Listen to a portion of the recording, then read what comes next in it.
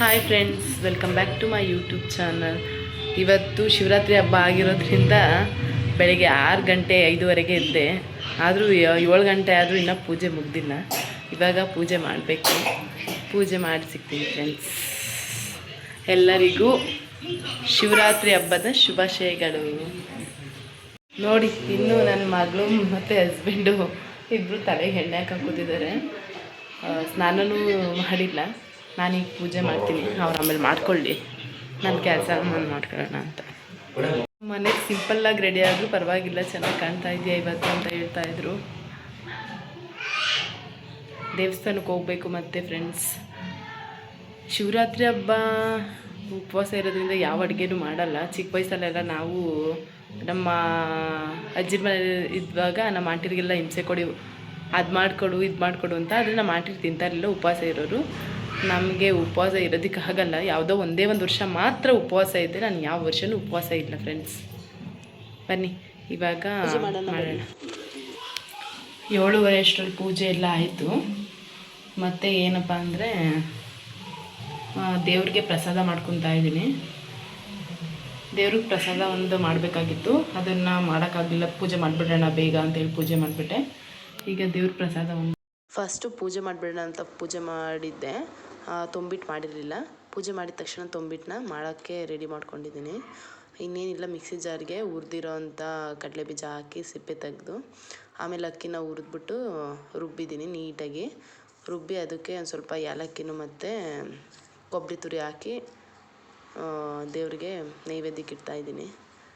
ಸಿಂಪಲ್ಲಾಗೆ ಮಾಡಿದ್ದೀನಿ, ಹಂಗಾಗಿ 3 ರೆಸಿಪಿ ಹಾಕಿರೋದು ಅದಕ್ಕೆ. ದೇವರಿಗೆ ತೊಂಬಿಟ್ಟು ರೆಡಿ ಆಯಿತು. ದೇವರಿಗೆ ಪ್ರಿಯವಾದ ತಿಂಡಿ ಅಂದರೆ ಶಿವನಿಗೆ ಇದೆ.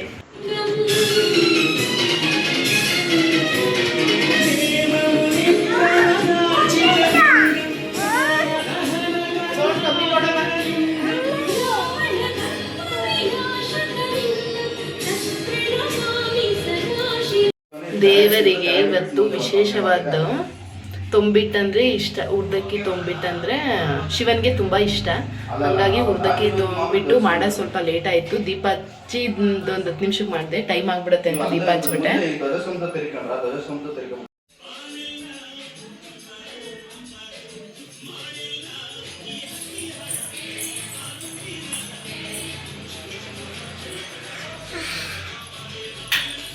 ಕೈ ಮುಗಿತೀನಿ ದೇವ್ರಿಗೆ ಅಂತ ಹೋಗಿ ಏನು ಮಾಡ್ತಿದ್ದಿ ಚಿನ್ನಿ ನೀನು? ದೇವ್ರ ಲೈಟ್ ಆನ್ ಮಾಡಿ ಆಮೇಲೆ ಆಫ್ ಮಾಡಿಯಾ? ಹಾಂ ಬಾ, ಕೈ ಮುಗ್ದಿದ್ದಾಯ್ತಾ? ಹಾಂ ಬಾ, ಅಲ್ಲಿ ಊದ್ಕಡ್ಡಿ ಐತಿ, ಈ ಕಡೆ ಬಾ. ಊದ್ಕಡ್ಡಿ ಐತಿ, ಈ ಕಡೆ ಬಾ. ಇವತ್ತು ಅನ್ನದ ಐಟಮ್ ಏನು ತಿನ್ನಂಗಿಲ್ಲ ಅಂತ ಹೇಳ್ಬಿಟ್ಟು ಉಪ್ಪಿಟ್ಟು ಮಾಡ್ತಾಯಿದ್ದೀನಿ ಫ್ರೆಂಡ್ಸ್ ಟಿಫನ್ಗೆ. ಮತ್ತು ಹೆಸರುಬೇಳೆ ಮಾಡ್ತೀನಿ. ಇವೆರಡು ಬಿಟ್ಟರೆ ಇನ್ನೇನು ಮಾಡಲ್ಲ. ನಾಳೆ ಏನಾದರೂ ಮಾಡಿಕೊಡ್ತೀನಿ ನಮ್ಮ ಮನೆಯವ್ರಿಗೆ. ಅಂದರೆ ಉಪವಾಸ ಇರ್ಬೋದು, ಯಾಕೋ ಇರೋಕ್ಕಾಗ್ತಾಯಿಲ್ಲ. ನಮ್ಮ ಮನೆಯವ್ರು ಕೆಲ್ಸಕ್ಕೆ ಹೋಗಬೇಕು. ಪಾಪು ಎಲ್ಲ ಹೊಟ್ಟೆ ಇಸ್ಕೊಂಡು ಇರ್ಸೋಕ್ಕಾಗಲ್ವಲ್ಲ, ಅದಕ್ಕೋಸ್ಕರ ಉಪ್ಪಿಟ್ಟು ಮಾಡ್ತೀನಿ. ರಾತ್ರಿಗೆ ಚಪಾತಿನೋ ಅಥವಾ ರೊಟ್ಟಿನೋ ಮಾಡ್ತೀನಿ.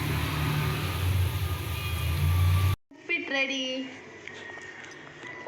ನಮ್ಮ ಮನೆ ರಂಗೋಲಿ ಬಿಡೋದು ನನ್ನ ಮಗಳು ನೋಡ್ತಾ ಇದ್ದಾಳೆ. ನೀನೇನು ಮಾಡ್ತೀಯ? ಏನು ಮಾಡ್ತೀವಿ ನೀನು? ಫ್ಯಾನ್ ರೆಡಿ ಮಾಡಿಸಿದ್ರು ರೆಡಿ ಆಗಲಿಲ್ಲ. ಅದಕ್ಕೆ ಸೊಳ್ಳೆ ಪದ್ರ ಬುಕ್ ಮಾಡಿದ್ದೆ. ಸೊಳ್ಳೆ ಕಾಟ ಜಾಸ್ತಿ ಆಗಿದೆ ಅಂತ. ನನ್ನ ಮಗಳು ಸಾಹಸ ಮಾಡ್ತಾಳೆ, ಸೊಳ್ಳೆ ಪದ್ರ ನಾನೇ ತತ್ತೀನಮ್ಮ ಅಂತ. ಇವತ್ತು ಶಿವರಾತ್ರಿ ಹಬ್ಬನ ಮುಗಿಸ್ಬಿಟ್ವಿ. ಮತ್ತೊಂದು ವ್ಲಾಗ್ ಜೊತೆ ಸಿಗ್ತೀನಿ. ಬಾಯ್.